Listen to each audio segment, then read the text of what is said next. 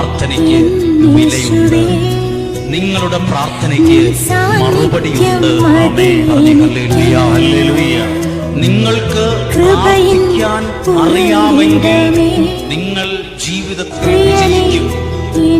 അത് സത്യമുള്ള കാര്യമാണ്. കഷ്ടമുണ്ടാകും, അപമാനം വന്നെന്നിരിക്കും, പ്രതിസന്ധികൾ വന്നെന്നിരിക്കും. പക്ഷെ അതിൽ നിന്നെല്ലാം പ്രാർത്ഥനയുള്ളവൻ ഉയർത്തെഴുന്നേൽക്കും. ആ പ്രശ്നത്തിലും അപമാനത്തിലും പട്ടും പോകില്ല, പെട്ടും പോകില്ല. അവൻ പ്രാർത്ഥനയിൽ. അതാണ് നിങ്ങൾ അറിയേണ്ട ഒരു കാര്യം.